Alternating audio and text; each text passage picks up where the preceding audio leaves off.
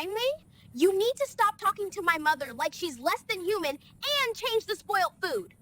Little black girl shuts down racist flight attendant after spoiled first-class meal. You need to sit down, little girl. This is adult business. You need to stop treating my mother like she doesn't belong here. We paid for these seats. We have our tickets. And you've been nothing but rude to us since you walked onto this plane. Ma'am, your daughter is being disrespectful to crew, which is? My daughter is 12 years old and she's defending me because you've questioned our tickets 3 times, suggested we stole these seats, and just served us spoiled food. I've been recording this entire interaction. You can't record on a plane. Actually, she can. There's no federal law against it. And your airline's policy allows it. I looked it up before we flew. Would you like me to show you the exact policy on the airline's website? I'm calling the captain. You people need to learn your place. What you just heard was a 12-year-old black girl standing up to a racist flight attendant who thought a child wouldn't fight back. A woman who saw a black mother and daughter in first class and decided they didn't belong there. But what this flight attendant didn't know was that Amara Harper wasn't just smart. She was brave, articulate, and absolutely done with being treated like she was less than human. You heard the confrontation at its peak. Now we're going to tell you the full story. We're going to show you how it started with a simple birthday trip, how a brilliant young girl watched her mother being humiliated and decided enough was enough, and we're going to reveal the moment the captain arrived and this 12-year-old's courage exposed every single lie. If you believe that no child should have to defend their parents' right to exist, then you need to stay with us for this entire story. And if this makes you angry, if this breaks your heart, hit that subscribe button right now because stories like this need to be told. Let me introduce you to Amara Harper. 12 years old. Lives in the suburbs of Atlanta, Georgia, in a beautiful neighborhood with tree-lined streets and well-kept lawns. But Amara isn't just any 12-year-old. She's exceptional. She's captain of the debate team at Westminster Academy, one of the top private schools in the state, where she's known for her ability to dismantle arguments with logic and grace. She's president of the chess club, where she beat every 8th grader in the school tournament last year. Her teachers describe her as brilliant, articulate, and fearless. She has a photographic memory for facts and can cite legal precedents and airline regulations like she's studying for the bar exam. She reads everything: history, law, science, civil rights literature. Her favorite book is Hidden Figures, the story of black women mathematicians who helped NASA put men in space, and she's read it 7 times. Amara lives with her mother, Dr. Nicole Harper, who is a pediatric surgeon at Emory University Hospital. Nicole spent 12 years in medical school and residency. She performs life-saving surgeries on children. She's published research papers on pediatric cardiac procedures. She's respected, successful, and worked incredibly hard to get where she is. Amara's father, Devin Harper, is an architect who designs sustainable buildings and has won awards for his work on affordable housing projects. This is a family of achievement, education, and success. This is a family that has earned everything they have. And Amara has watched her parents work their entire lives, watched them prove themselves over and over, watched them maintain dignity in the face of microaggressions and assumptions. She's learned from them, but she's also learned that sometimes you have to fight back. And this particular trip, this mother-daughter weekend to New York City, was something Nicole had been planning for months. The Harpers have a tradition. Every milestone birthday, Nicole takes Amara somewhere meaningful. When Amara turned 10, they went to Washington, D.C. and spent 3 days at the Smithsonian Museums, where Amara took notes in a journal about every exhibit. When she turned 11, they went to New Orleans and learned about jazz history and Creole culture, and Amara interviewed street musicians about their craft. And now, for her 13th birthday, Nicole planned a weekend in New York City. Broadway shows, the Museum of Natural History, shopping in Soho, and yes, first-class plane tickets. Nicole booked those tickets 3 months in advance using her airline miles she'd accumulated from flying to medical conferences across the country. She paid for those seats. She earned those seats. And she wanted her daughter to experience something special, to understand that she deserved to take up space in any room, in any seat, on any plane. Amara was beyond excited. For weeks leading up to the trip, she researched everything about flying first class. But not just the seats and the meals. She researched airline passenger rights, FAA regulations, recording laws, and airline policies on discrimination. Because Amara Harper doesn't just dream, she prepares.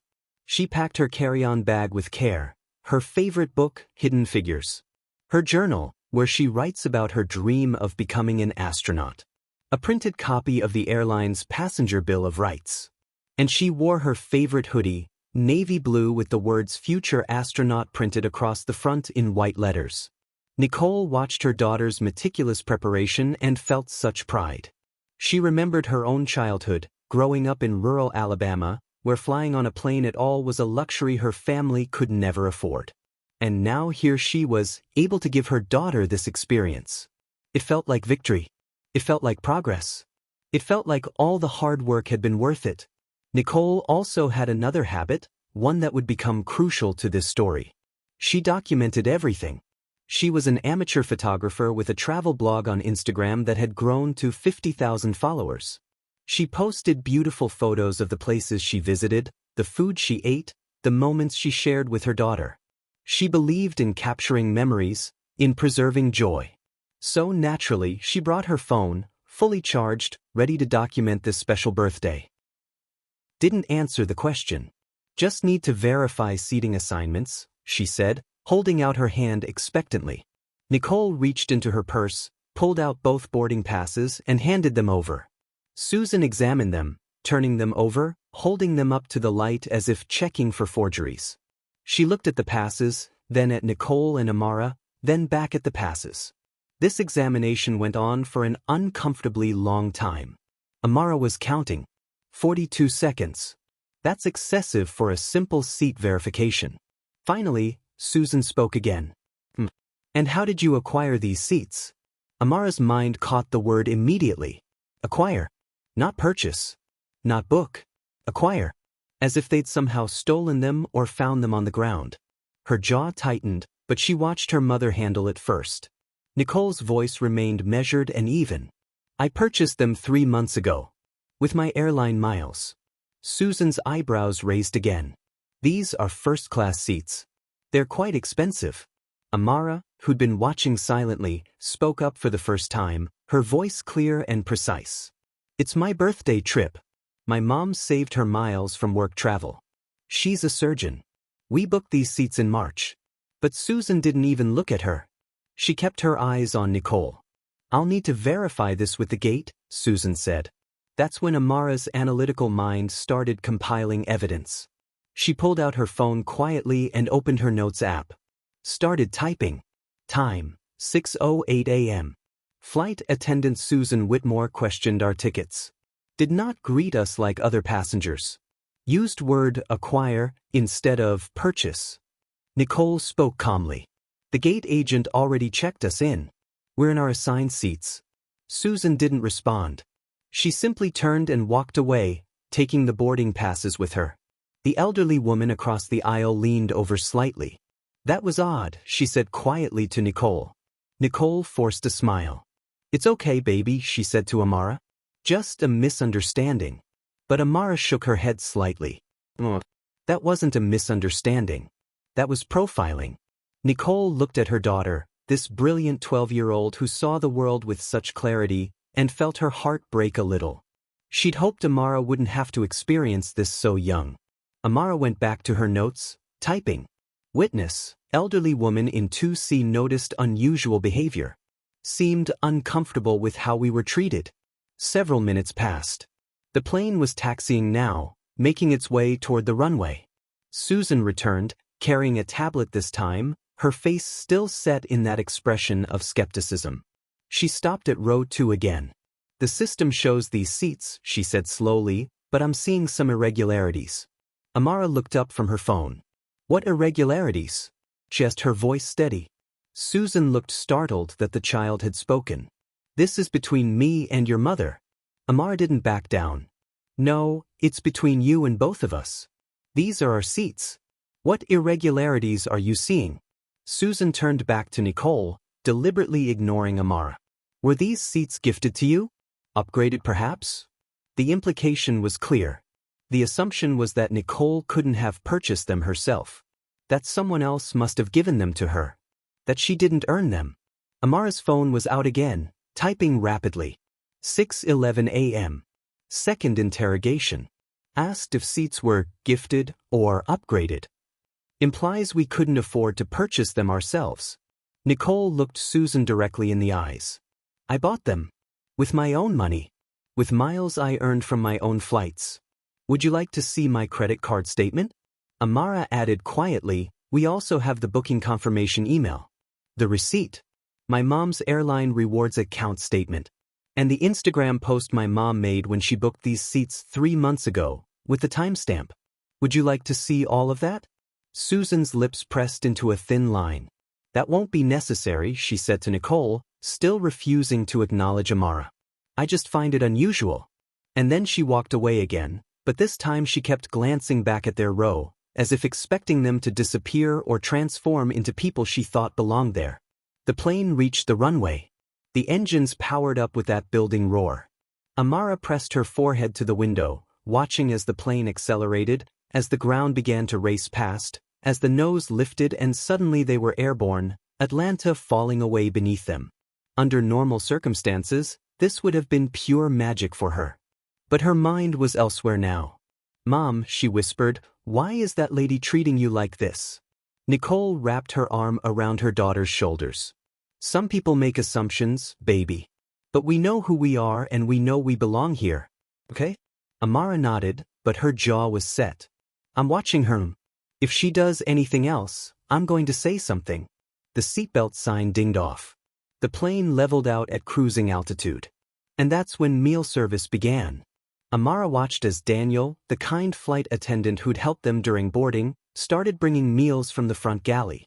He had a tray in his hands, heading toward their row, when Susan intercepted him. Amara watched the interaction carefully. She couldn't hear what was said, but she saw Susan whisper something to Daniel, saw Daniel's confused expression, saw Susan take the tray from him and wave him away. Amara's eyes narrowed. That's not standard protocol, she whispered to Nicole. The assigned flight attendant should serve their section. Susan approached row 2 carrying both meals. She set them down roughly, the trays hitting the fold-out tables with more force than necessary. Amara looked up at her. Thank you, she said politely, because her parents had raised her with manners. Susan didn't respond. Didn't even look at her. She simply turned and walked back to the galley. Amara watched her go, then made another note in her phone. 6:47 a.m. Intercepted our meal service from Daniel. Set trays down roughly. Did not acknowledge thanks. Amara reached for the cover of her meal tray, lifting it with curiosity. Underneath was chicken with vegetables and what looked like mashed potatoes. But the moment the cover came off, her expression changed. She recoiled slightly, her nose wrinkling.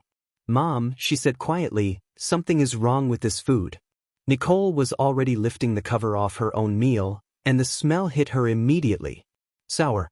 Spoiled. Unmistakable. The chicken had a gray tinge to it. The vegetables looked wilted and discolored. Nicole's medical training kicked in immediately. She knew what spoiled poultry could do. She knew about salmonella, about food poisoning, about how dangerous this could be. Amara was already looking around the cabin. Other passengers were eating their meals without issue. The businessman in 3A was cutting into his chicken and eating it. The elderly couple across the aisle were eating pasta dishes that looked perfectly fine. Mom, she said quietly, only our meals are bad. Everyone else is eating theirs. Nicole pressed the call button. A moment later, Susan appeared, her expression already annoyed. She said curtly. Nicole spoke politely. Excuse me, I think there might be an issue with these meals. Susan crossed her arms. The meals are fine. Amara interjected, her voice calm but firm.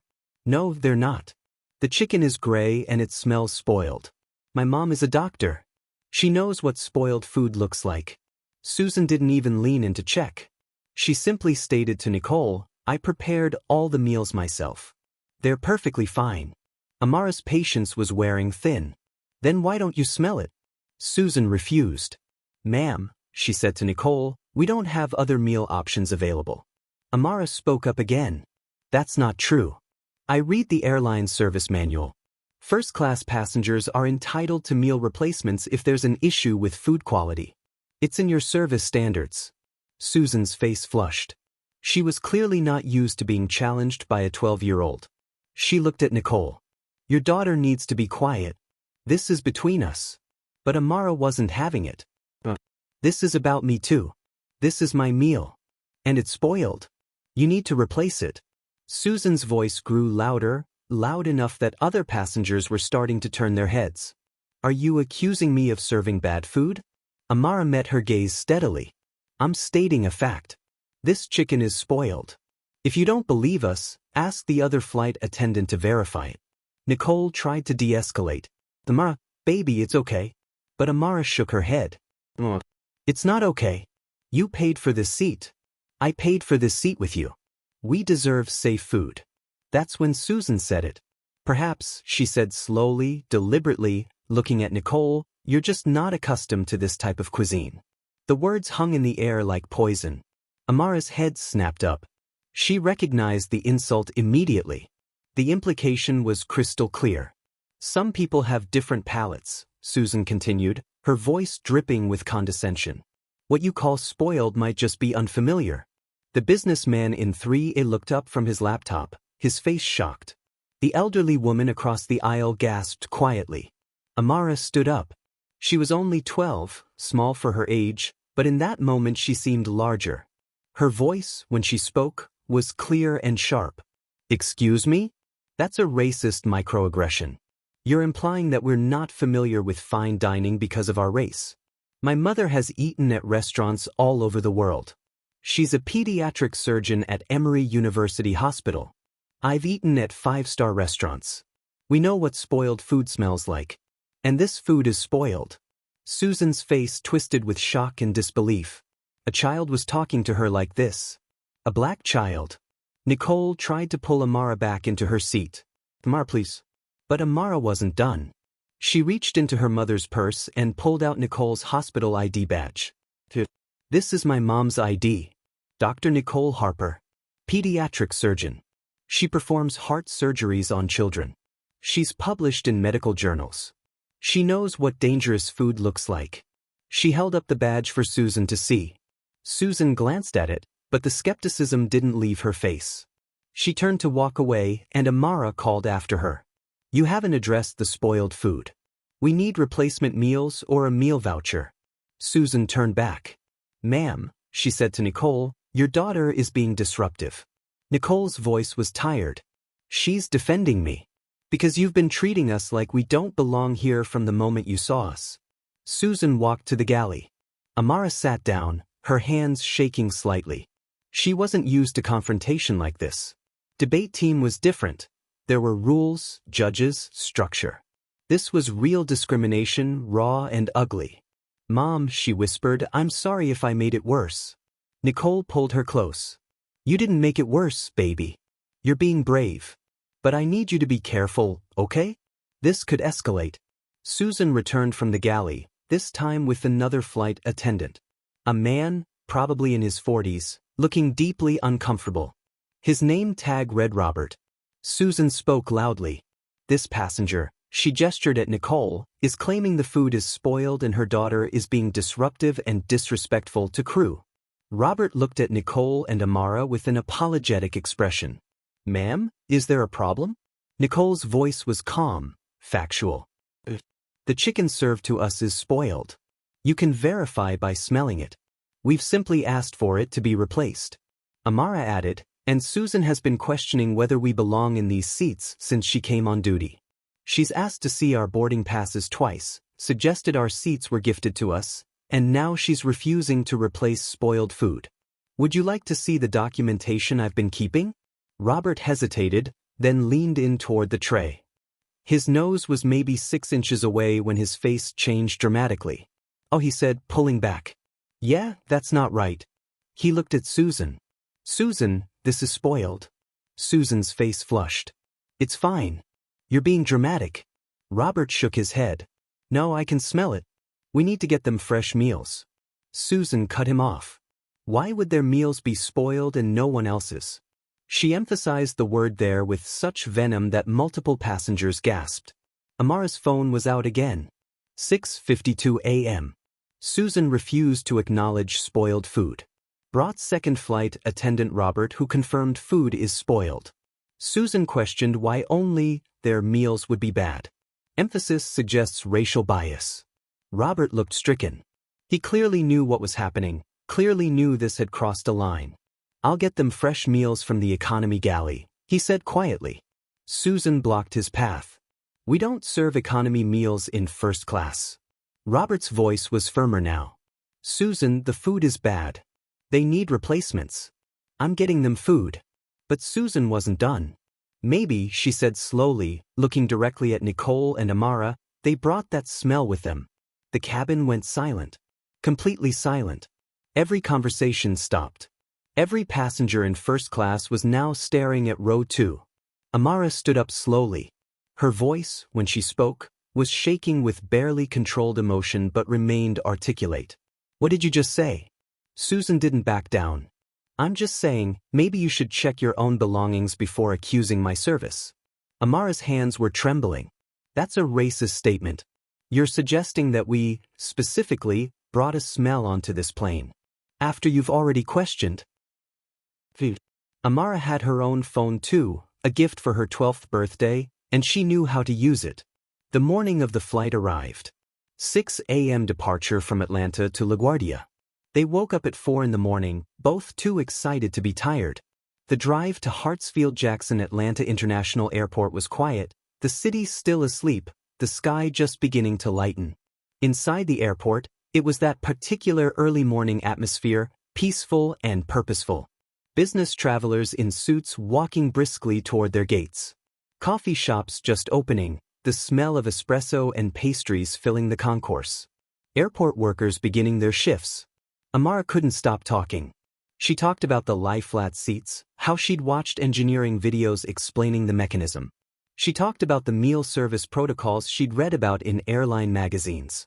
She talked about her research on passenger rights. Nicole listened, smiling, occasionally interjecting with her own memories of business class flights to medical conferences, but mostly just soaking in her daughter's brilliant, analytical mind. Security was smooth. No lines this early. No issues. The TSA agent checking their IDs smiled at Amara's enthusiasm, told her to have a great trip. They walked through the scanners without a beep. Collected their bags and shoes. Made their way to the gate.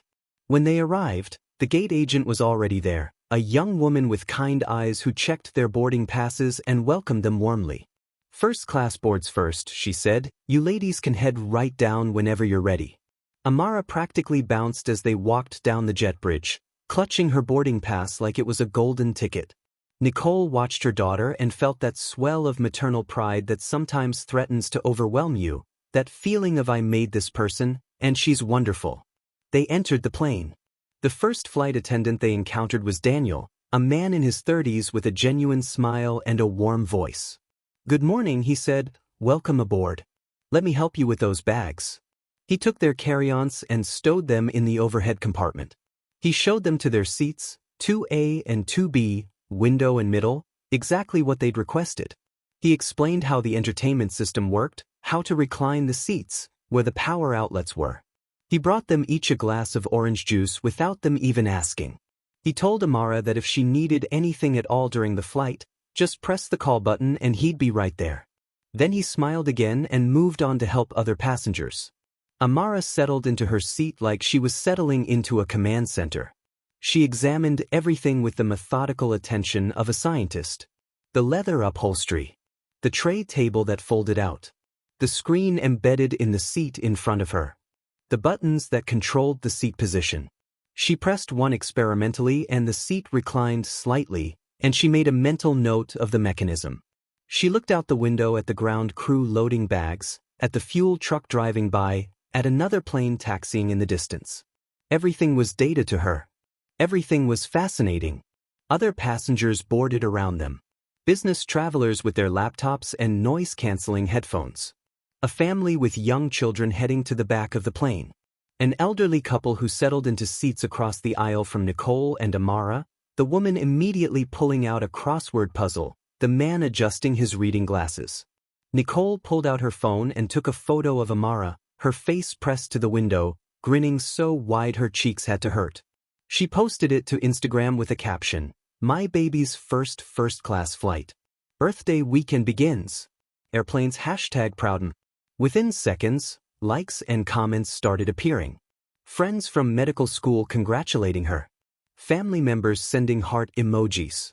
Complete strangers telling her what a beautiful daughter she had. Everything was perfect. The cabin was filling up.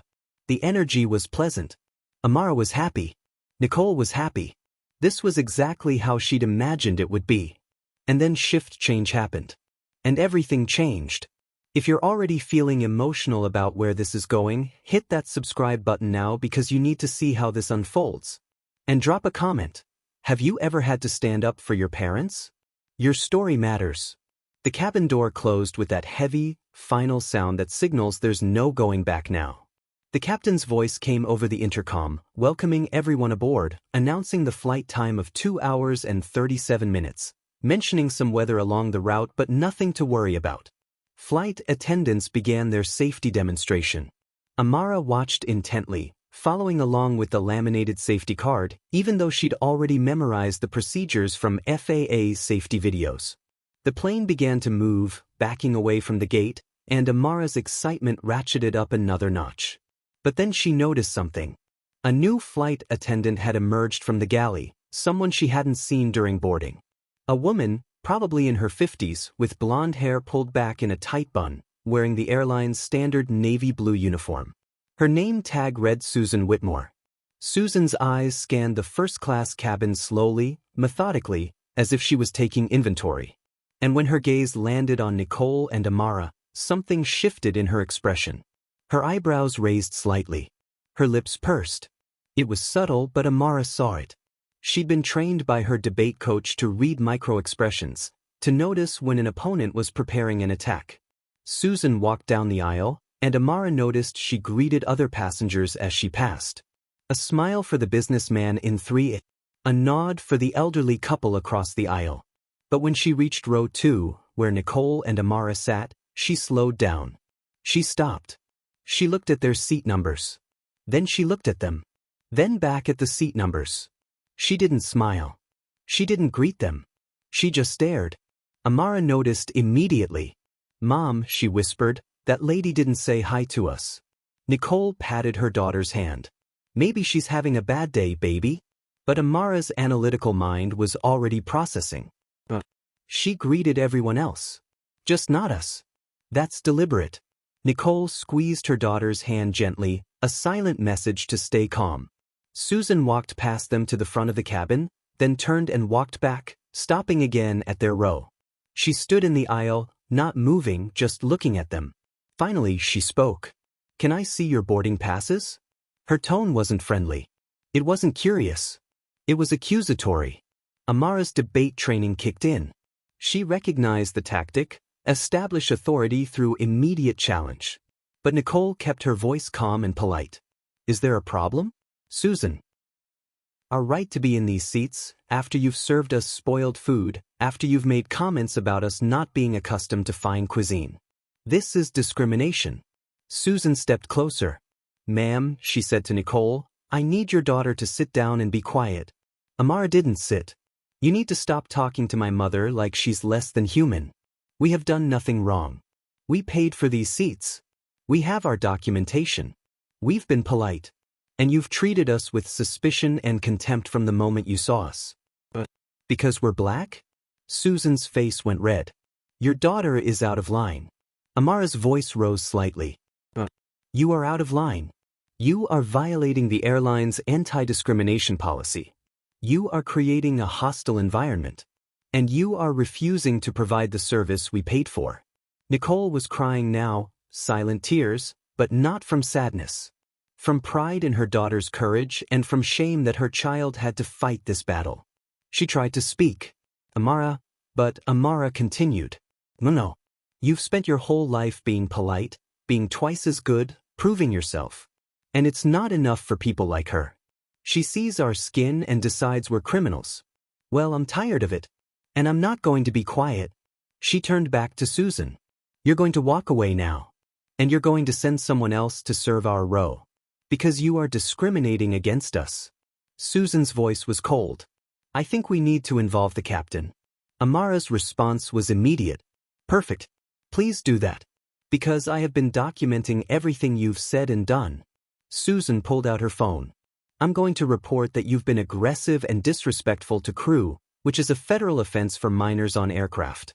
Amara's eyes widened slightly. She hadn't known that applied to children, but she didn't back down. And I'm going to report that you've been discriminatory. My mom has been recording parts of this interaction. I've been taking notes with timestamps. And there are witnesses all around us who've seen everything. That's when Nicole pulled out her phone and held it up. Amara's right. I've been recording since you made the comment about us not being accustomed to the cuisine. Susan's face went white. You can't record on a plane. Amara spoke up. Actually, she can. 49 USC Section 44902 deals with disruption. Recording itself isn't disruptive. And your airline's policy, which I read before we flew, allows passengers to record as long as they're not interfering with operations. We've been sitting in our seats the entire time. We haven't disrupted anything. You're the one who's been disruptive. Susan's mouth opened and closed. She was being lectured on airline policy by a 12-year-old. Then she said the words that would end up haunting her. I'm calling the captain. You people need to learn your place. You people. Those two words echoed through the cabin. Amara's voice went quiet, but it was the quiet before a storm. Our place? Our place is in the seats we paid for. Our place is in first class if we choose to be here. Our place is anywhere we want to be. Just like yours. The difference is, you see our skin and think we don't deserve to be here. That's racism. And I'm not going to be silent about it. The elderly woman across the aisle said, loud enough for everyone to hear, that child is absolutely right. That was completely unacceptable. The businessman in 3A was typing furiously on his phone. Other passengers were shaking their heads, murmuring to each other. Some had their phones out, recording. Susan turned and walked quickly to the cockpit, her face red. Robert stood there, looking at Nicole and Amara with genuine distress. I'm so sorry, he said quietly. This is wrong. I'll bring you both fresh meals immediately, and I'll stay with you until the captain comes. Amara sat down finally, her legs shaking. The adrenaline was wearing off and the reality of what she'd just done was hitting her. Mom, she whispered, I'm sorry. I couldn't just watch her treat you like that anymore. Nicole wrapped both arms around her daughter, pulling her close. You have nothing to be sorry for, she whispered back. You were so brave. You stood up for what was right. I'm so proud of you. But also terrified. Because you're 12, and you just confronted an adult in a position of authority. Amara nodded against her mother's shoulder. I know. But someone had to say it. And she wasn't listening to you. The next 5 minutes felt like 5 hours. Passengers kept turning to look at them. Some with sympathy. Some with admiration for the young girl who'd stood up to discrimination. Some with their phones out, recording. Robert brought them fresh meals from his own crew stock, food that was clearly fine, and set them down gently. He brought Amara a ginger ale and a package of cookies. I'm sorry you had to do that, he said softly to Amara. You shouldn't have had to defend your mom like that. You should just get to be a kid on her birthday trip. Amara looked up at him with tired eyes. I'm always going to have to defend her. And myself. That's what it means to be black in America. Even at 12, I know that now. Robert's eyes filled with tears. He nodded and walked away. Nicole held Amara and whispered in her ear. You did nothing wrong. You are brilliant and beautiful and brave and you belong anywhere you want to be. This is not about you or me. This is about her ugliness, her hate, her fear. But even as Nicole said the words, they felt hollow. Because Amara was learning in real time that sometimes, for some people, her skin color would always make her suspect. And worse, she was learning that sometimes her mother couldn't protect her from that reality. Sometimes she'd have to protect herself. Sometimes she'd have to protect her mother. And then the cockpit door opened. And Captain James Rodriguez emerged. This is where everything changes. If you want to see what happens when a 12-year-old's courage meets a captain with integrity, stay with us. And let me ask you, could you have been that brave at 12 years old? Let us know in the comments. Captain James Rodriguez was a 30-year veteran of commercial aviation. He'd flown through storms, handled emergencies, landed planes with failed engines. But nothing in his training manual prepared him for what he was about to encounter in row 2 of first class. The moment he stepped out of the cockpit, Susan rushed to him. She was speaking in hushed, urgent tones, her hands moving animatedly, clearly agitated. The captain's face was serious, listening, nodding occasionally.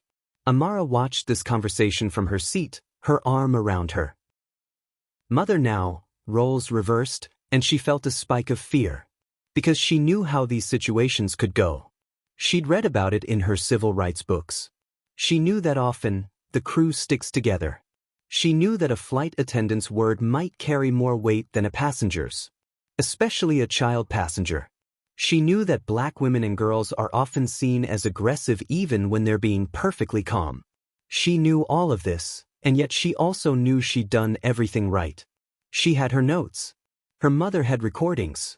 They had witnesses. The captain finished his conversation with Susan and turned toward row 2.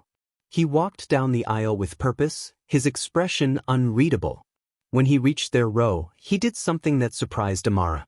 He crouched down so he was at eye level with them, making himself physically smaller, less intimidating. "Good morning," he said, his voice calm and professional. "I'm Captain Rodriguez. I understand there's been an incident?" Amara looked at him, trying to read his face, trying to determine if he'd already made up his mind based on what Susan told him. She decided to speak first before her mother could. "Yes, sir," she said, and her voice was clear despite her exhaustion. "Your flight attendant Susan Whitmore has been treating us with suspicion and hostility since she came on duty. She's questioned our tickets multiple times, suggested we didn't purchase these seats ourselves, served us spoiled food and refused to replace it, made comments about us not being familiar with fine cuisine, and suggested we brought a smell onto the plane. I have documentation with timestamps. My mother has recordings. And there are multiple witnesses." The captain's expression didn't change, but something flickered in his eyes. He looked at Nicole. "Ma'am?" Nicole nodded. "Everything my daughter said is accurate.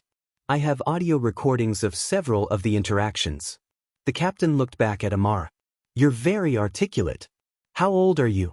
12, Amara said quietly. "It's my birthday weekend. This was supposed to be a special trip." The captain's jaw tightened slightly.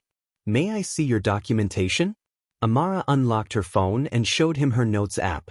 Detailed timestamps, quotes, observations about body language and behavior. The captain read through it carefully.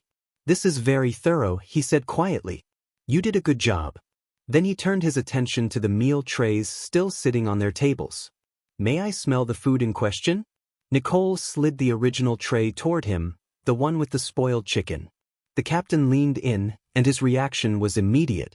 He pulled back quickly, his nose wrinkling. "That's definitely spoiled," he said.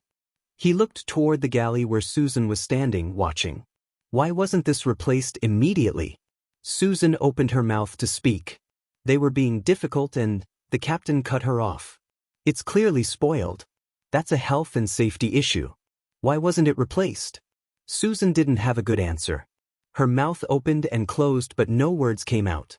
The captain stood up and looked at Amara and Nicole. "Dr. Harper," he said, and Amara noted that he'd picked up her mother's title. "Would you mind stepping to the galley with me so we can discuss this privately?" Amara's hand tightened on her mother's arm. "Can I come too?" The captain looked at her for a long moment. "Yes," he said finally. "You're part of this. You should be included." Another flight attendant, a young woman with kind eyes whose name tag read Jennifer, stepped forward. "I'll stay here and make sure your seats and belongings are safe," she said softly. Nicole and Amara followed the captain to the galley. It was a small space, cramped, but private. The captain's entire demeanor was serious now.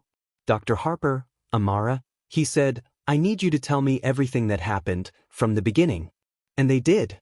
Nicole spoke about Susan's initial reaction, the multiple requests for boarding passes, the suggestions that the seats were gifted. Amara interjected with specific quotes and timestamps from her notes. She told him about the spoiled food, about the refusal to replace it, about the comment about not being accustomed to the cuisine, about the suggestion they brought a smell with them, about the final comment, "You people need to learn your place." As they spoke, the captain's jaw grew tighter and tighter. When they finished, he said, "Do you have the recordings?" Nicole pulled out her phone.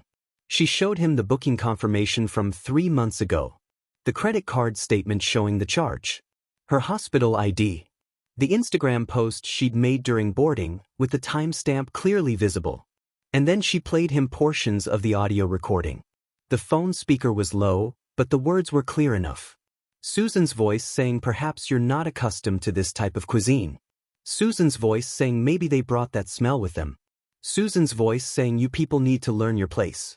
The captain listened, and Nicole watched his face. His jaw was clenched so tight she could see the muscle jumping. His hands were fists at his sides. When the recording ended, the captain looked at Amara. "You stood up to her?" "Yes, sir," Amara said quietly. "My mom has spent her whole life being polite in the face of discrimination. And it never stops people like Susan. Someone had to say something." The captain nodded slowly. "You're right. Someone did have to say something. And I'm sorry it had to be you. You're 12 years old. You should be excited about your birthday trip, not fighting racism at 35,000 feet. But I'm glad you did say something. Because what I just heard on that recording is a serious violation of our airline's policies and federal discrimination laws." He turned to Nicole. "Dr. Harper, I need to be very clear with you. What you and your daughter experienced is absolutely unacceptable. Would you be willing to provide formal statements when we land?" "Absolutely," Nicole said. The captain took a deep breath. "I'm going to ground Susan for the remainder of this flight. She will not serve your section or any section. She will sit in the jump seat in the back of the aircraft until we land. Robert and Jennifer will handle first class. When we land in New York, airline management and possibly federal authorities will meet the plane. We take these matters very seriously." Nicole felt something inside her relax slightly. Not relief, exactly. The damage was already done. But validation. The sense that they were being believed, being heard. Amara spoke up. "Thank you, Captain. For listening to us. For believing us." The captain looked down at her. "Amara, you stood up for your mother with incredible bravery and intelligence. You cited airline policies I'm not sure even some of my crew know. You kept detailed documentation. You stayed calm under pressure. That takes real courage. But I'm also sorry you had to do it." He paused. "Daughter about your age. If anyone treated her the way Susan treated you and your mother, I'd want someone to take action. So that's what I'm going to do." They returned to the cabin together. The passengers watched as the captain went directly to the galley where Susan and Robert were waiting. Passengers couldn't hear the conversation, but they could see it. They saw the captain speaking, his face stern, his posture rigid. They saw Susan's face cycle through shock, then anger, then panic. They saw her try to argue, gesticulating wildly, pointing toward row 2. They saw the captain shake his head firmly, hold up a hand to stop her protests, and point toward the back of the plane. Susan's face crumpled. She looked like she might cry or scream or both. But the captain was unmoved. He called Jennifer over, spoke to her briefly, then Jennifer took Susan's arm and escorted her to a jump seat in the rear of the plane. Susan had to walk the entire length of first class to get there, past all the passengers who'd witnessed what she'd done, past row 2 where Nicole and Amara sat. Amara looked directly at her as she passed. Susan kept her eyes down. Her face was red. Some passengers openly glared at her. The elderly woman across the aisle said, quite audibly, "Good riddance." That child was absolutely right. When Susan reached the back of the plane and sat down, she put her face in her hands. The captain returned to the PA system. "Ladies and gentlemen, this is your captain. Due to a crew matter, there will be a brief change in our service staff. Robert and Jennifer will be handling first class for the remainder of the flight. We apologize for any inconvenience and thank you for your patience." Then the captain did something else. He approached row 2 again. He crouched down next to Amara's seat. "Young lady," he said gently, I hear it's your birthday weekend. Amara looked at him, her eyes still showing the strain of what she'd been through. Yes, sir, she said quietly. It was supposed to be. The captain's expression was compassionate. Well, on behalf of this airline, I want to apologize that we ruined it. That's not who we are. That's not what we stand for. And I want you to know that what happened here was wrong. It had nothing to do with you or your mom. It was about one person's prejudice. And that person is not going to serve you or anyone else on this flight ever again, if I have anything to say about it. Amara nodded, unable to speak. The captain continued. Dr. Harper, Jennifer will bring you both fresh meals from my own crew meal stock. And Amara, with your permission and your mom's, I'd like to invite you to visit the cockpit after we've reached our final cruising altitude. If you're interested. Amara's eyes widened slightly. Really? She said, her voice hopeful for the first time in an hour. Really, the captain said.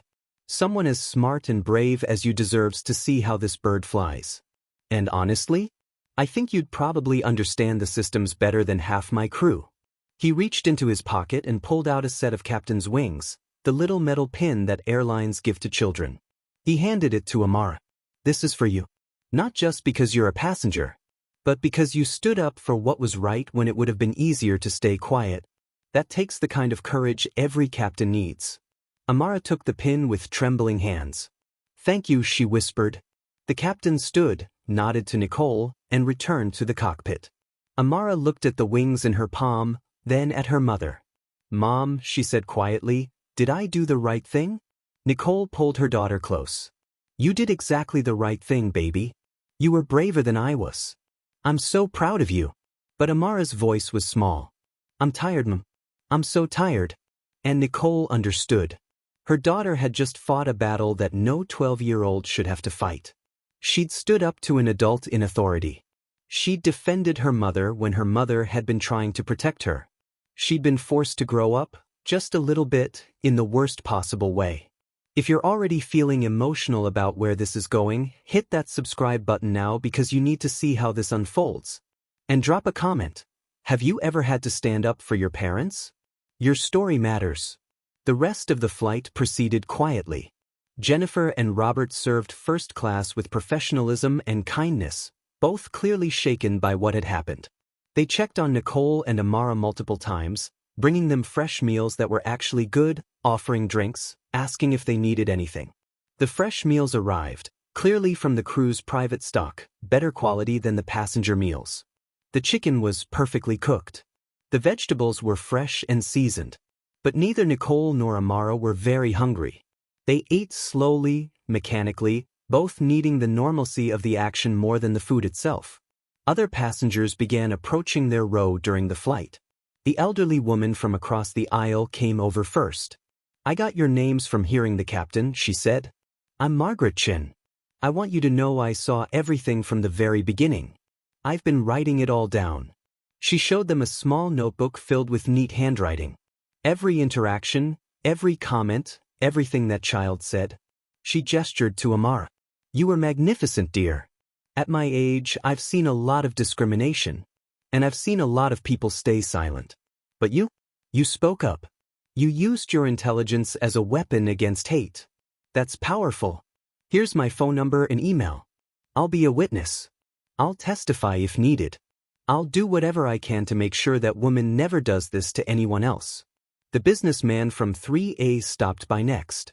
I'm Michael Rodriguez, he said. I recorded parts of the confrontation. The stuff about you people and the comment about bringing a smell. I'll send it to you, to the airline, to anyone who needs it. What that flight attendant did was disgusting. And what you did, he looked at Amara, was incredibly brave. I have a daughter your age. I hope she'd have your courage if she was ever in that situation. He gave Nicole his business card with his email address.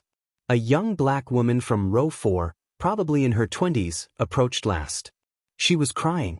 She knelt down in the aisle next to Amara's seat. Thank you, she said, her voice breaking. Thank you for standing up. Thank you for not being quiet. This happens to us all the time and nobody says anything. Last year I flew first class for work and the flight attendant asked to see my ticket 3 times during the flight. 3 times. Like I was going to suddenly admit I didn't belong there. And I just sat there and took it because I didn't want to cause a scene. But you? You're 12 years old and you stood up and you cited policies and you didn't back down. Made me realize I should have said something. I should have fought back. Thank you for showing me that. She hugged Amara, who hugged her back, and both of them cried together for a moment. Two black females, one 20-something and one 12, connected by the shared experience of being questioned, of being made to feel less than, of being told implicitly and explicitly that they don't belong in spaces they've earned the right to be in. When the woman stood up and went back to her seat, Amara turned to her mother. "Mom," she said quietly, "this is going to keep happening, isn't it? For my whole life.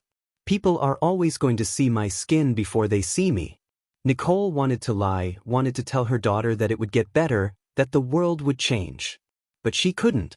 Because Amara was too smart, too observant, too aware. So she told her the truth. "Yes, baby, it probably will. But you'll keep fighting. Like you did today. And maybe, slowly it will get better. Maybe your children won't have to fight as hard as you do." About an hour into the flight, true to his word, the captain sent Jennifer to invite Amara to the cockpit. Nicole accompanied her daughter. They walked past Susan, still sitting in the back jump seat, still with her face in her hands, and made their way forward. When they reached the cockpit, the door was open. The cockpit was like something from a science fiction movie. Screens and buttons and switches everywhere, glowing with data and information. The captain and first officer both turned to greet them with warm smiles. Come in," the captain said. Amara stepped inside, her eyes wide, her analytical mind immediately trying to process and categorize everything she was seeing. The captain explained the instruments patiently, answering Amara's rapid-fire questions with genuine enthusiasm. She asked about redundant systems, about autopilot protocols, about fuel management, about emergency procedures. She asked questions that surprised even the first officer, technical questions that showed she'd done extensive research. The captain smiled. "You really have studied this, haven't you?" Amara nodded. "I want to be an astronaut," she said. "So I need to understand aviation first. I've been studying aeronautics for 2 years." The captain and first officer exchanged a look. "With your intelligence and your courage?" The captain said. "You're going to make it. No doubt in my mind." He let her sit in his chair, her hands carefully not touching any controls but hovering near them as he explained what each one did. The first officer took a photo of her there, smiling in the captain's seat, the instrument panel glowing in front of her, clouds visible through the windscreen. In that moment, surrounded by the technology of flight, with two professionals treating her with respect and admiration, Amara looked happy again. Genuinely happy.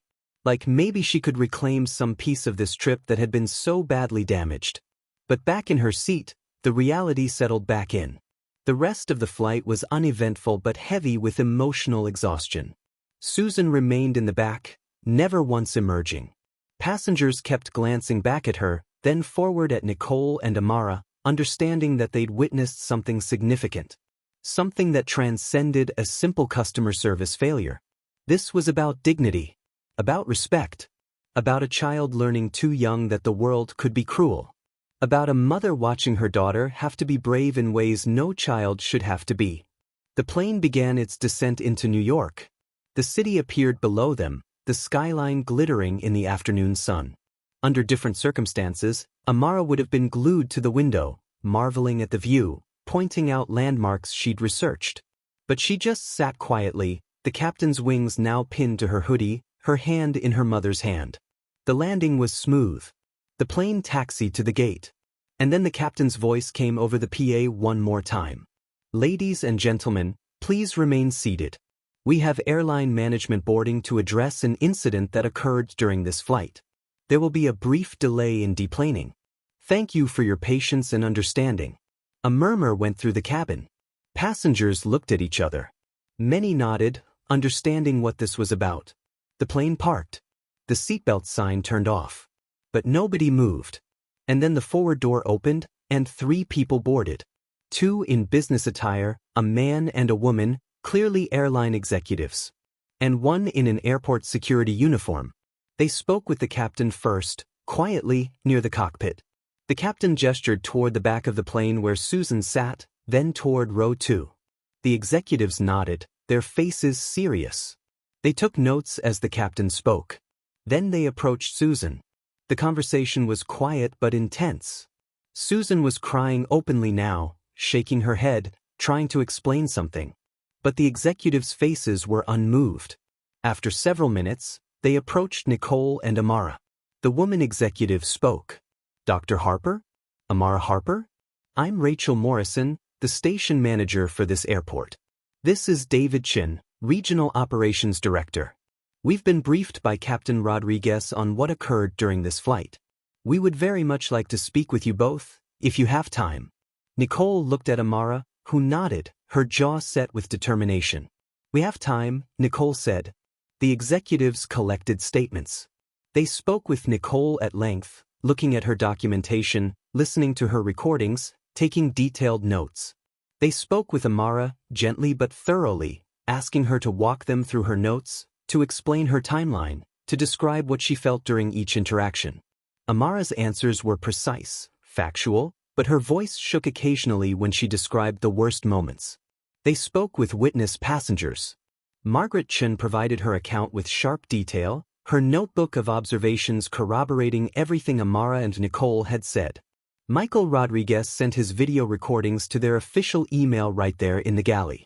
The young black woman from row 4 gave her statement through tears, describing not just what she saw on this flight but her own similar experiences. They spoke with Daniel, the original flight attendant, who confirmed that nothing was unusual about Nicole and Amara's boarding, that their tickets were legitimate, that they'd been perfectly pleasant, that he'd found Susan's behavior toward them concerning from the start. They spoke with Robert, who confirmed the food was spoiled and described Susan's refusal to address it, her dismissive attitude, her increasingly hostile language. They spoke with Jennifer, who described overhearing several of the discriminatory comments and being shocked by Susan's treatment of a child passenger. And finally, they spoke with Susan. She was escorted to the front galley, the security officer standing nearby. Her face was blotchy from crying. Her hands shook. She tried to explain herself, tried to justify her actions, tried to minimize what had happened. But whatever she said clearly didn't help her case, because after 15 minutes of conversation, the executives' faces grew harder, more resolved. She was escorted off the plane before any passengers were allowed to deplane. The walk of shame down the jet bridge was witnessed by everyone in first class. Some passengers recorded it on their phones. Susan never looked up, never looked toward row 2 where Amara and Nicole sat. The elderly woman, Margaret, said loud enough for everyone to hear, "I hope we never see you in a uniform again. And that little girl shouldn't have had to defend her mother. Shame on you." After Susan was removed, the executives returned to Nicole and Amara one more time.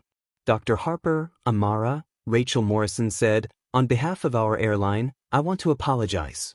This is unacceptable. The behavior you experienced does not reflect our company values or policies. Susan Whitmore has been suspended immediately pending the outcome of our investigation. We will be in touch regarding next steps and appropriate compensation." She looked directly at Amara. "And you, young lady, showed remarkable bravery and intelligence. What you did was extraordinary. But you shouldn't have had to do it. I'm sorry." David Chin added, "We're going to use your documentation and recordings as part of our investigation. And we'd like to discuss having you both participate in our revised diversity training program to share your experience so that our flight crews understand the real-world impact of discriminatory behavior. If you're willing." Nicole nodded, too exhausted to feel anything resembling satisfaction. She just wanted to get her daughter off this plane, to their hotel, to try to salvage something of this birthday weekend. Finally, passengers were allowed to deplane. As Nicole and Amara walked up the jet bridge, passengers they passed said things. To Amara, "You were so brave. You're amazing. Don't ever let anyone make you feel small." To Nicole, "You raised an incredible daughter." To both of them, "I'm so sorry that happened. That was disgusting. You did the right thing." Amara clutched her mother's hand and the captain's wings pin and said quiet thank yous, but mostly she just wanted to leave. She was exhausted, emotionally drained, running on fumes. In the terminal, they collected their luggage. They took a taxi to their hotel in Manhattan. They checked in. And by the time they got to their room, it was early evening. Amara collapsed on the bed, still in her future astronaut hoodie, the captain's wings still pinned to her chest, and finally let herself break down. Not the controlled responses she'd given the executives. Not the brave face she'd maintained for the passengers.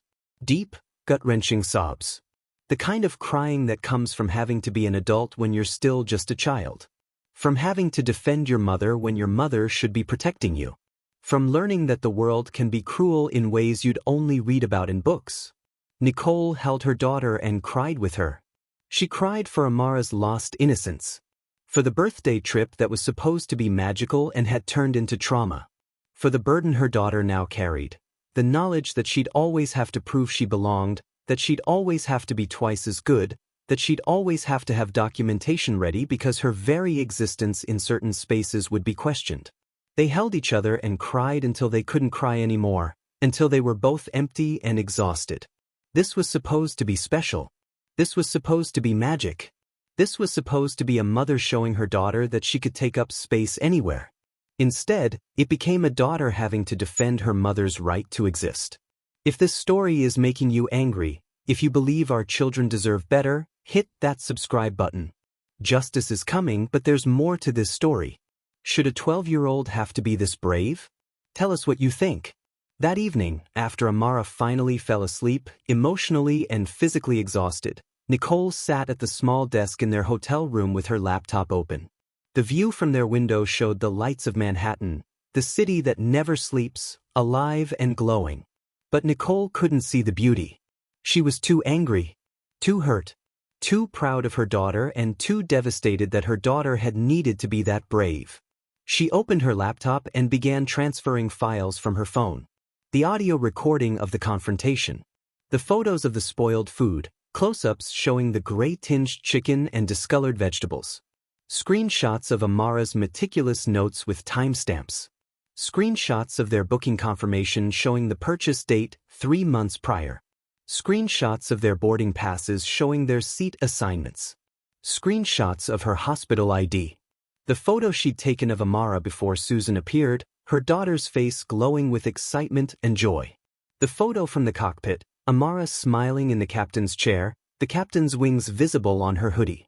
And several photos other passengers had sent her, of Amara standing up to Susan, of Amara speaking clearly and firmly, of a 12-year-old child having to be braver than any child should have to be. Nicole opened her video editing software. She compiled everything into a 10-minute video. It opened with a joyful photo of Amara boarding, full of hope.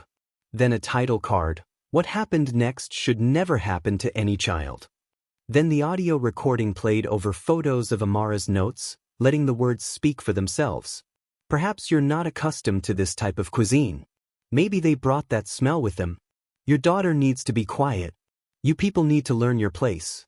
Then photos of the spoiled food. Then photos of Amara's documentation. Then the photos of Amara standing, speaking, defending. Then the photo from the cockpit, smiling but with eyes that had seen too much. Then Nicole wrote the caption. It took her over an hour to get it right. She wanted to be clear. She wanted to be factual. She wanted to honor her daughter's bravery.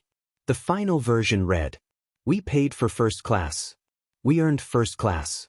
We deserved first class. Instead, my 12-year-old daughter had to defend us both because a flight attendant saw our skin and decided we were criminals. Susan Whitmore, a flight attendant with 18 years of experience, saw a black mother and daughter in first class and questioned our right to be there. She questioned our tickets multiple times. She suggested our seats were gifted to us. She served us spoiled food and refused to replace it. She suggested we weren't familiar with fine dining. She insinuated we brought a smell onto her plane. She told us we needed to learn our place. And then my 12-year-old daughter stood up. My brilliant, brave, beautiful daughter cited airline policies. She documented timestamps. She spoke truth to power. She defended me when I was trying to stay calm and de-escalate.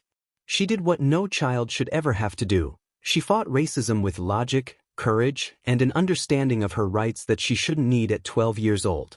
The spoiled food was real. You can see the photos. The discrimination was real. You can hear the recording. The captain, James Rodriguez, was exceptional and handled this with professionalism and compassion. Susan Whitmore was removed from the flight and has been suspended. The airline is investigating. But here's what you need to understand. My daughter can never unknow what she learned on that plane. She can never unfeel what it felt like to watch her mother be humiliated. She can never unsee the look on that flight attendant's face when she saw us. She's 12 years old, and she now knows that no matter how smart she is, how accomplished her parents are, how well she speaks, or how thoroughly she prepares, someone will always see her skin first. She wants to be an astronaut.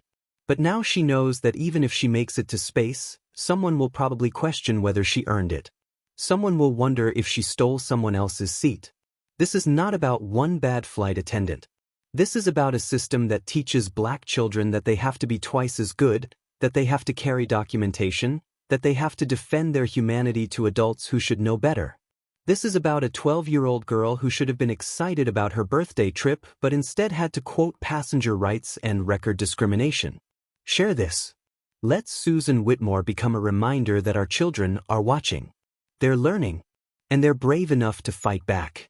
But they shouldn't have to. Hashtag flying while black, hashtag discrimination, hashtag justice for Amara, hashtag Susan Whitmore, hashtag protect black children. Nicole uploaded the video to Instagram, Twitter, and Facebook simultaneously. The timestamp read 11:47 p.m. She posted it, closed her laptop, and went to bed, wrapping herself around her sleeping daughter, breathing in the scent of her hair, whispering "I love you and I'm so proud of you" over and over even though Amara couldn't hear her. Nicole didn't expect what would happen next. By 6 o'clock the next morning, the video had 100,000 views. Nicole woke up to her phone buzzing nonstop. Hundreds of notifications. Thousands. Her social media accounts were exploding. The video was spreading like wildfire. By 9 o'clock that morning, it had 500,000 views. Local Atlanta news stations had picked it up. But they weren't just covering it as a discrimination story. They were covering it as 12-year-old debate champion stands up to racist flight attendant and child prodigy defends mother on flight using legal knowledge. By noon, it had reached 3 million views. It was trending #1 on Twitter, but not just under hashtag justice for Amara. Also under hashtag brave children and hashtag future leaders and hashtag black excellence. National news organizations were covering it. CNN ran a segment with the headline, "When a 12-year-old has to be the adult in the room." MSNBC discussed it in the context of children having to navigate racism. By 3 o'clock that afternoon, it had hit 7 million views. The internet had gone to work, but this time the focus was different. Yes, they were furious at Susan Whitmore. Yes, they found her social media, her history, her past complaints. But they were also celebrating Amara. Clips of her speaking to Susan, extracted from other passengers' recordings, went viral independently. Her clear, articulate voice. Her refusal to be dismissed. Her citation of airline policies. She became a symbol. 12 years old and fearless. Susan Whitmore's identity was confirmed within hours, and all the same information came out. The problematic social media posts. The previous complaints from passengers of color. The 18-year history of employment despite red flags. But running parallel to that exposure was a different narrative. Who is this extraordinary child? Westminster Academy released a statement. Amara Harper is one of our brightest students. She is captain of our debate team and president of our chess club. She exemplifies the critical thinking and moral courage we strive to instill in our students. We are proud of her, though deeply saddened that she was placed in a situation where she needed to demonstrate such courage. The young black woman from row 4 posted her own video, crying, explaining what it meant to see a child do what she'd been too afraid to do. "I'm 26 years old," she said. "I have 2 degrees. I work in corporate America. And I was too scared to speak up when a flight attendant discriminated against me. But this 12-year-old girl stood up and cited policies and didn't back down. She made me realize we teach our children to be quiet and polite, and that just perpetuates the system. She's braver than I am. She's braver than most adults I know. The video reached 10 million views within 48 hours. 15 million within 3 days. News segments aired on every major network, but they weren't just covering the discrimination. They were examining what it means that a child had to be the adult. That a 12-year-old had to protect her mother. That a young girl researched passenger rights before a birthday trip because she somehow knew she might need them. The airline's statement came at 3 in the afternoon, about 16 hours after Nicole's post went viral. After a thorough investigation, including extensive review of video evidence, audio recordings, passenger statements, witness accounts, and detailed documentation provided by both Dr. Nicole Harper and her daughter Amara, we have terminated Susan Whitmore's employment effective immediately. Her behavior was egregiously discriminatory and violated every policy we have regarding passenger treatment, particularly the treatment of minor passengers. We are appalled that a child was placed in a position where she felt compelled to defend her mother and herself against such blatant racism. We want to be clear, Amara Harper should have been able to simply enjoy her birthday trip. Instead, she was forced to document discrimination, cite passenger rights, and stand up to an adult authority figure. This is unacceptable. We have reviewed Susan Whitmore's employment history and discovered that prior complaints, all involving passengers of color, were not adequately addressed. We take full responsibility for that failure. We are implementing immediate changes, mandatory anti-bias training for all flight crew, an independent review board for discrimination complaints, and a new protocol specifically protecting minor passengers from discriminatory treatment. We have reached out to Dr. Harper and Amara to apologize directly and to discuss both compensation and their participation in our new training program. To Amara Harper, you showed remarkable intelligence, courage, and grace under pressure. You should not have had to. We are sorry. Your generation deserves better. We commit to doing better. But the internet wasn't satisfied with corporate speak. They wanted more. Hashtag Justice for Amara trended worldwide. But so did hashtag She's So He Smart She's So Well Spoken and hashtag Listen to Black Children and hashtag Let Kids Be Kids. Celebrities shared the video, but their commentary focused on Amara's brilliance and bravery. A famous actress posted, "This baby cited airline regulations from memory while standing up to a racist adult. She's 12. 12. She should be worried about homework and crushes, not documenting discrimination with timestamps." A professional athlete shared it, "I'm 6 feet 4 inches, 230 pounds, and I've been followed in stores my whole life. This little girl had the courage to stand up when grown men like me have stayed quiet. She's my hero." A senator referenced it in a speech. When our children have to be braver than our adults, when 12-year-olds have to quote legal policies to defend their right to exist, we have failed as a society. The hashtag Amara for President started trending, half joking, half serious. People posted about her intelligence, her composure, her thorough documentation. Screenshots of her notes went viral. The precise timestamps, the verbatim quotes, the observations about body language. "This child took better notes than most lawyers," one tweet said. "She's 12 and she's already better at documenting discrimination than most civil rights attorneys," said another. But beneath the celebration was something darker. The think pieces started appearing. Why do black children have to give up their childhood? And the adultification of black girls. When 12-year-olds have to be lawyers, and we're proud of Amara Harper, but she shouldn't have had to be so brave. Local news crews appeared outside Susan Whitmore's house in suburban Atlanta. She didn't come outside. The curtains stayed drawn. But this time, when neighbors were interviewed, many of them were angry, not just at Susan, but at the situation that had forced a child to fight an adult's battle. "That little girl had to defend her mother," one neighbor said. "What kind of person puts a child in that position?" The nickname that stuck for Susan wasn't First-Class Susan or Spoiled Food Susan. It was the woman who made a child fight her battles. And that, somehow, felt more damning than any other label.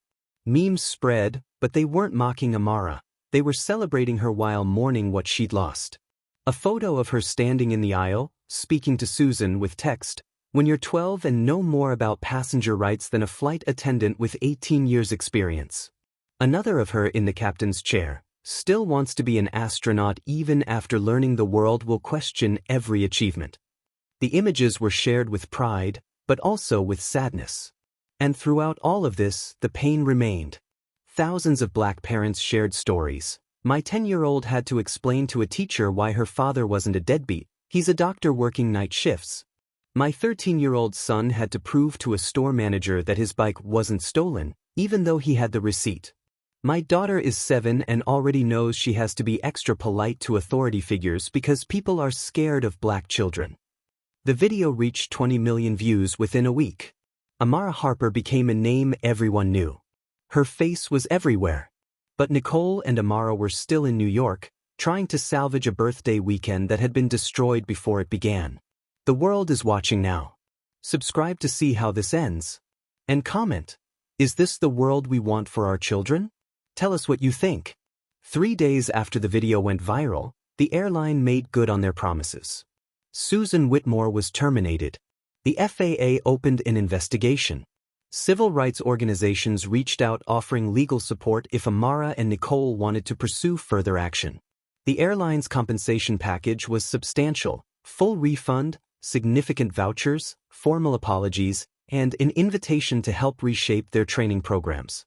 Susan Whitmore's lawyer-written apology came 5 days after her termination. I want to sincerely apologize to Dr. Nicole Harper and her daughter Amara for my actions on their flight. I made terrible mistakes in judgment that caused them pain and humiliation. What I did to that child, forcing her to defend herself and her mother, is something I will carry with me forever. Amara Harper is an extraordinary young woman. She showed intelligence and courage that I clearly lacked. My behavior was wrong and completely contrary to my personal values. I have lost my job, which I deserve to lose. I am seeking counseling to address my biases. To the Harper family, I can only say that I wish I could take it all back. I cannot. I can only commit to being better. The apology was met with the usual skepticism, but there was an added dimension this time. She made a child fight her battle. One comment read, "She put a 12-year-old in a position where she had to be the adult. That's unforgivable." But the real story wasn't the airline's response or Susan's apology or even the viral fame. The real story was happening in a quiet apartment in Atlanta, 2 months after the flight.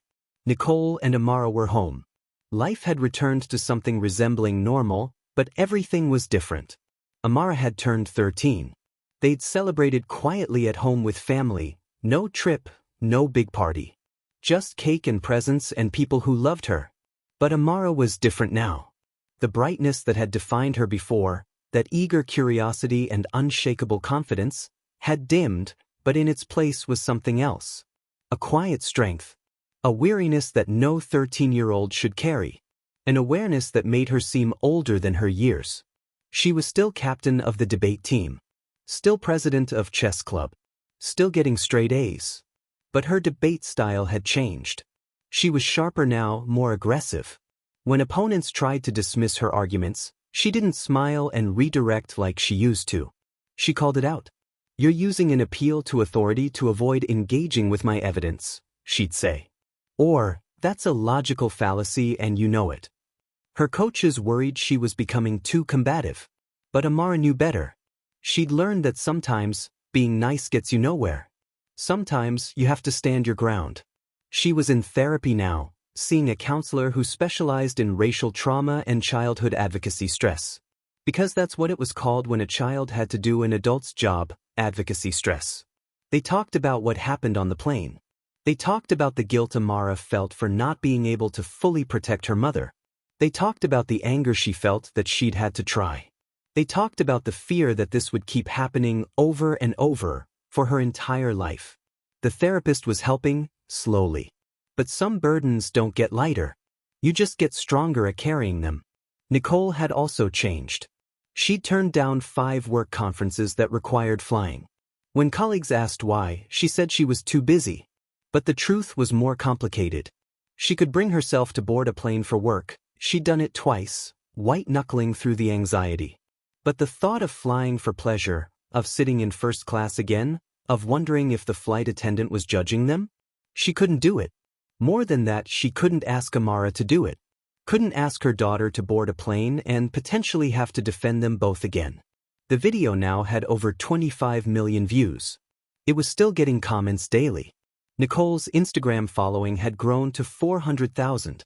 She received messages constantly. Some from people sharing their own stories of discrimination. Some from parents thanking her for raising such a brave daughter.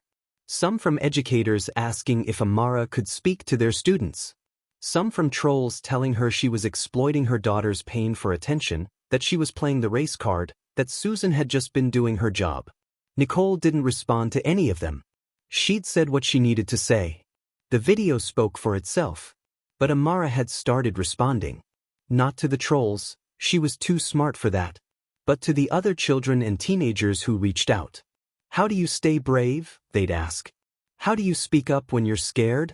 And Amara would write back thoughtful responses about preparation, about knowing your rights, about having evidence, about understanding that your voice matters even when people try to silence it. Her classmates all knew about the video. Teachers knew. Parents knew. Everyone knew. Some kids were supportive. You're famous, they'd say. You're so cool. You totally destroyed that lady. Others were awkward about it, not knowing what to say, so they said nothing. And a cruel few, made it worse.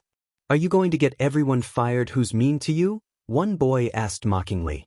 Do you always record people? Another girl said. My mom says you were disrespectful to that flight attendant. Amara learned quickly who her real friends were. The ones who understood that she hadn't wanted fame. She'd wanted justice. The ones who got that she was tired of being called brave when all she'd wanted was to be a normal kid on a birthday trip. One evening, Nicole found Amara at her desk, doing homework. The captain's wings pin was still displayed prominently next to her computer. But next to it now was a small frame holding one of the photos from the plane. Amara standing, speaking to Susan, her face showing determination and exhaustion in equal measure. Mom, Amara said without looking up, do you think I did the right thing? Nicole sat on the edge of the bed. What do you mean, baby? Amara turned to face her. I mean, was it worth it? Standing up to her? Because now everyone knows our story. Now I'm that girl from the plane. Now people expect me to always be brave. Always have the right answer. Always know what to say. And sometimes, Mom, I'm just tired. Sometimes I just want to be a kid who doesn't have to think about racism or documentation or passenger rights. Nicole's heart broke. She moved to sit next to her daughter. Baby, you did the right thing. What you did was important. You stood up for both of us. You showed people that even children can fight injustice. But she paused, choosing her words carefully. But you're also right. You shouldn't have had to do it. You shouldn't be famous for defending your right to exist. You should be famous for being brilliant at debate or winning chess tournaments or, someday, for being an astronaut. Not for this. Amara nodded slowly. I still want to be an astronaut, she said quietly. But now I know that even if I get there, even if I make it all the way to space, someone's probably going to ask if I really earned it.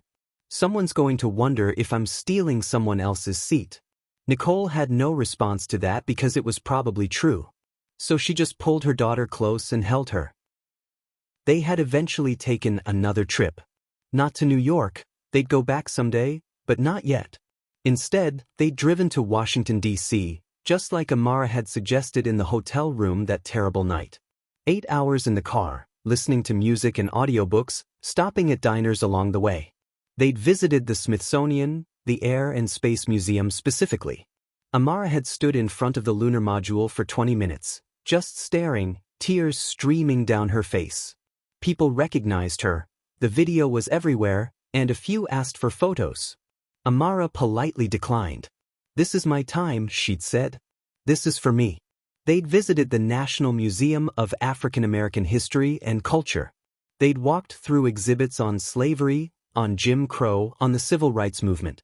They'd seen the stories of people who'd fought for the right to be seen as human, to be treated with dignity, to take up space in a country that constantly told them they didn't belong. And Amara had understood, in a way she couldn't have before the plane, why these stories mattered. Why documentation mattered. Why speaking up mattered. She'd seen a photo of Ruby Bridges, 6 years old, being escorted into a white school by federal marshals. And she'd whispered to her mother, "She was younger than me. And she had to be so brave." "Just like you," Nicole had whispered back. Nicole wanted Amara to understand that what happened to them on that plane wasn't new. It was part of a long, painful history. But also that resistance wasn't new either. That Amara documenting the confrontation, that her refusal to be quiet, that was part of a tradition of black people saying, "No, this is not acceptable, we deserve better." Amara had looked at the exhibits, at the photos of children her age and younger facing down hatred, and she'd felt both connected to something larger and devastated that children were still fighting these battles. Susan Whitmore saw a black woman and a black child in first class and made a decision. Not based on their tickets. Not based on their behavior. Not based on their humanity. Based purely on their skin color. She didn't see Dr. Nicole Harper, a woman who'd spent years in medical school, who performed complex surgeries on children, who saved lives for a living. She didn't see Amara Harper, a 12-year-old honor student with dreams of touching the stars, with a mind that understood aeronautics and passenger rights in equal measure, with a heart that still believed the world could be fair. She just saw black skin. And she decided that meant they didn't belong. That meant they were problems.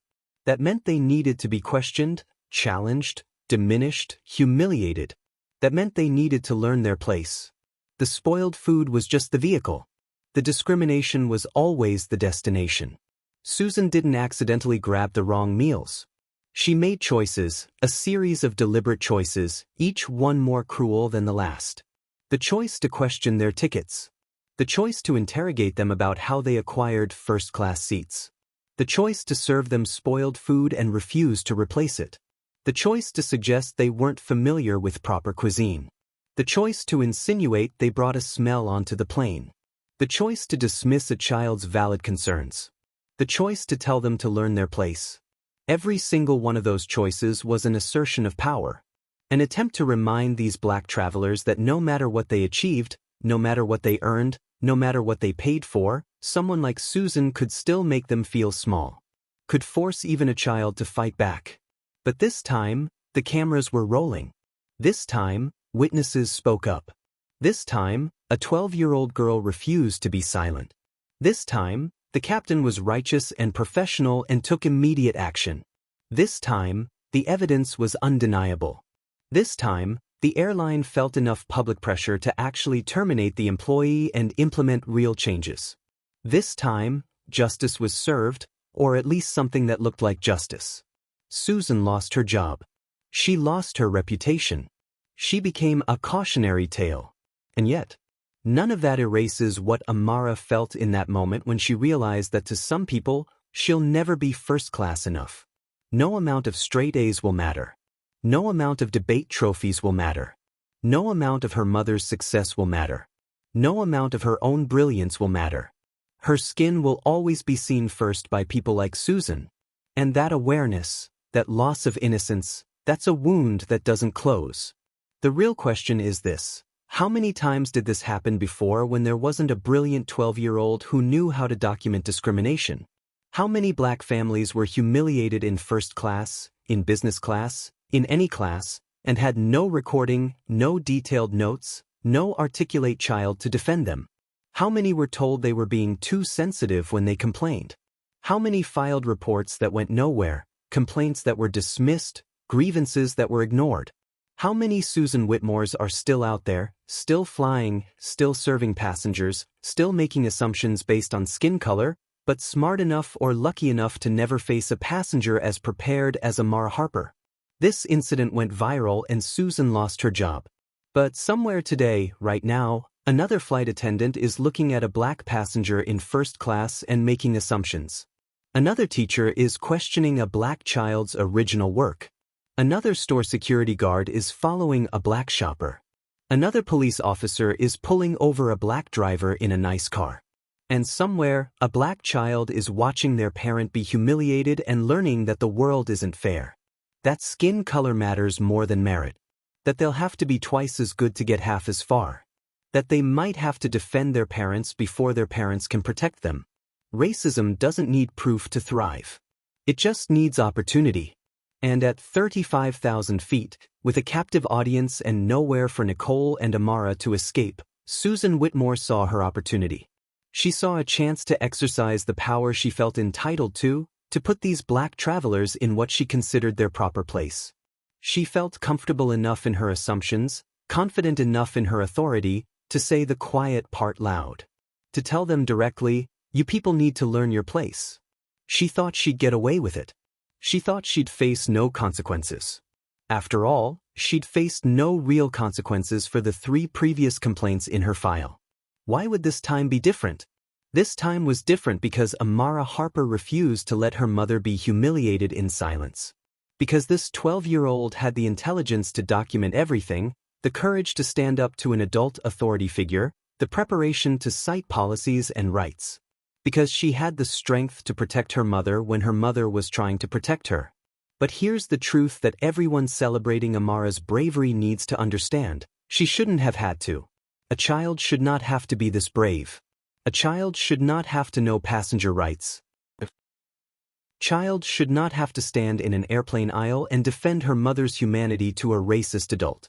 Amara still has the captain's wings pin. It sits on her desk, next to her laptop and her books about space exploration and orbital mechanics. Next to the framed photo of herself standing up to Susan. Next to her journal where she still writes about her dream of becoming an astronaut. It's a symbol of something complicated. The captain's kindness, yes. Proof that not everyone in that uniform shares Susan's beliefs, absolutely. Evidence that some people will stand up and do the right thing when they witness injustice, definitely. But it's also a reminder of the worst birthday trip she's ever had. A souvenir from the day she learned that the world can be cruel in ways that steal your childhood. From the day she had to be an adult when she was still just a child. And somewhere, Susan Whitmore is living with the consequences of her choices. Her face will forever be attached to this story. Her name will forever be synonymous with the woman who made a child fight her battle. She can change her name, move to a new city, try to start over. But in the age of the internet, nothing truly disappears. Someone will recognize her. Someone will remember. Someone will make sure everyone else knows who she is and what she did. Is that justice? Is that proportional to her crime? People will debate that. But what's not debatable is this: she made choices that forced a child to give up her innocence. She made choices that stole a 12-year-old's birthday and replaced it with trauma. She made choices that told a brilliant young girl that her dreams might always be questioned because of her skin color. The video has 25 million views and counting. 25 million people who watched a 12-year-old defend her mother against discrimination. 25 million people who heard Susan tell them to learn their place. 25 million people who saw a child have to be braver than most adults ever are. Some of those 25 million learned something. Some felt uncomfortable with their own complicity in systems of racism. Some felt inspired by Amara's courage. Some felt devastated that a child had to be so strong. But all of them saw what racism looks like in 2024. Not burning crosses or racial slurs or obvious violence. Just a woman in a uniform making assumptions. Just spoiled food served with a side of contempt. Just a child having to cite policies because her skin color made her suspect. Everyday racism. Casual cruelty. Discrimination that forces children to be adults. That's what the video captured. That's why it matters. That's why it went viral. But for Nicole and Amara Harper, the video is just an artifact of the day everything changed. The views and the outrage and the justice don't change what they experienced. They don't erase the trauma. They don't give Amara back the birthday trip she should have had. They don't give her back the innocence of believing the world would see her brilliance before her skin color. The internet moved on. The news cycle shifted to other stories. Susan Whitmore faded from trending topics. But Nicole and Amara are still living with it. Still processing it. Still carrying it. And that's the real cost of discrimination. Not the viral videos or the lost jobs or the public shaming. The real cost is measured in a child's stolen innocence. In a 13-year-old who has to be hypervigilant about racism instead of carefree about crushes.